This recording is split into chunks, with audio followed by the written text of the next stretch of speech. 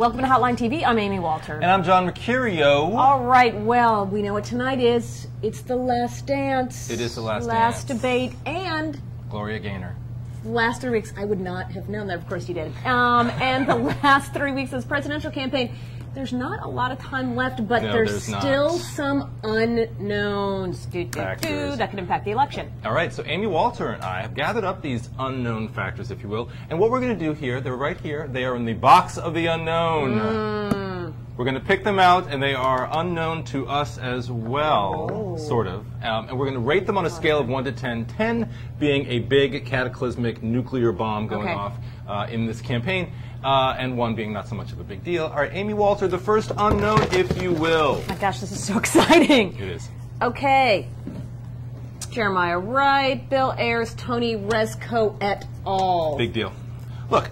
It's out there. It's not as if anybody who has been following this election doesn't have some sense of who these people are already. The question, the unknown, is whether or not John McCain himself is going to actually vocalize these 3 names during the presidential debate. The campaign has already run television ads mentioning them. Their surrogates are out there talking about them. Except for this guy, not. Except for Jeremiah Wright. The real question, I guess you're right, is about Jeremiah Wright. Will he become a factor during the final 3 weeks? I say no. I say there's obviously a division within the campaign about whether or not to mention him. I think Sarah Palin more so than John McCain wants to do so, but I think at the end of the day, John McCain sees his future beyond this campaign, doesn't want it to be tainted by a particularly negative, racially divisive campaign in the final 3 weeks, and refuses to use it. Right. I think you've already made up your mind. If you're a voter who's using any of these people in your calculus for who you're voting for, it's already done. Bringing them up again and again and again, or trying to connect the dots, as I've seen talked about, not going to work either. You either believe that he has nefarious friends, or you don't. But more important, I think that what these guys really need to talk about, most important, what John McCain needs to talk about is what he's going to do on the economy, much more than this. Okay. On a scale of 1 to 10, though, I'm going to give it a 0, or I'm sorry, maybe a 2 that it actually happens. But if it were to happen, if McCain were to come out really hard, I think it could probably, as Amy was saying, not be a big deal, probably no more than a 5. A 5, exactly. All right, great. Right along. You get to pick. I get to pick now. All right. Unexpected death. Of course we don't wish this upon anybody, but we have seen just today, in the past few hours, 2 very prominent Republicans admitted to the hospital. Dick Cheney with more problems with his heart. Nancy Reagan had a big fall on Sunday, now going into the hospital to have her pelvis looked at. Unexpected death of someone of that nature, I think could be a game changer. Probably not Cheney, probably not Nancy Reagan, probably somebody closer to the campaign? To the ticket. Somebody closer to the ticket could have, I think, a sympathy vote that would help John McCain. I wouldn't want to try to speculate on who it might be, but sure, I think the closer you get to the ticket, the more of an impact that has on the race. So I would put that at probably an 8 or a 9.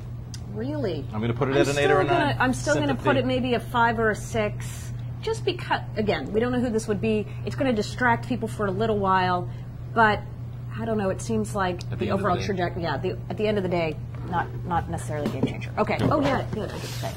All right.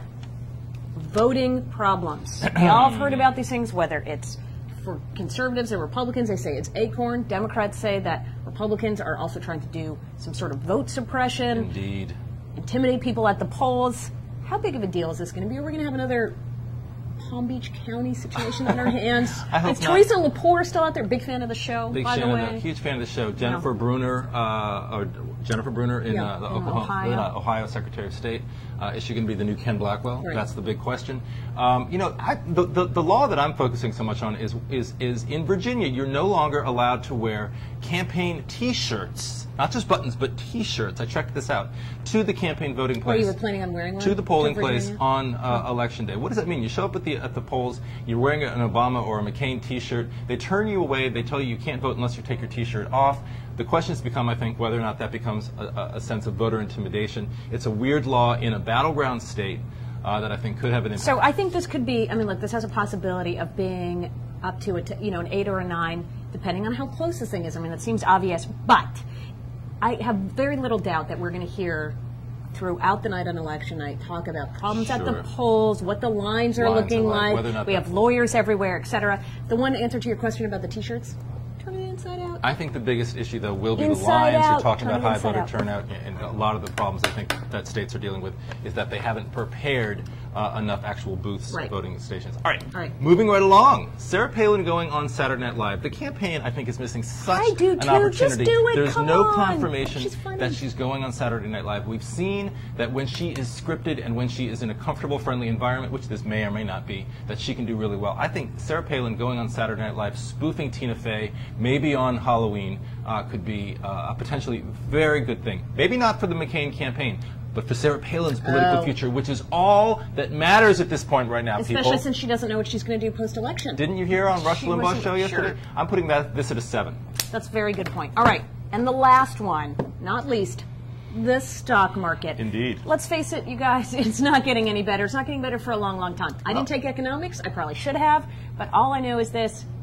Whether it's up 100, down 200, maybe gain a little bit here and there, most folks have already made up their mind that this economy sucks. I disagree. I think that people tied, a lot of the anxieties over the past 3 weeks have been tied to the fact that the stock market has taken a precipitous plunge. And yet we saw on Tuesday that it went up 968 points. Look, if it goes up every day by 900 points for the next 2 weeks, you're talking about record-breaking, stratospheric, 14,000. Oh my God, I would be like numbers. a jillionaire. People's 401ks would be doing better, and you know that we live in a country where the mentality is that they want problems to go away. And I think that if they looked at the stock market, saw it rebounding, saw it responding to these economic stimulus packages or the bailout and the banking loan plans that the administration's coming up with, they would start to feel as though the problem was going away. And I think that would a lot of the economic anxieties would subside, and a lot of Obama's advantage would subside. So I would put that at probably a 6 or a 7. Interesting. All right, well, we can agree to disagree. That's what's so good about this. It is so good. Because you know what? There's no game changing here. No. Same old thing. All right. That's all we have for today's show. I'm Amy Walter. Same old, same old. I am same old John Mercurio. Thanks so much for watching Hotline TV, Teresa Lepore, and we will see you tomorrow.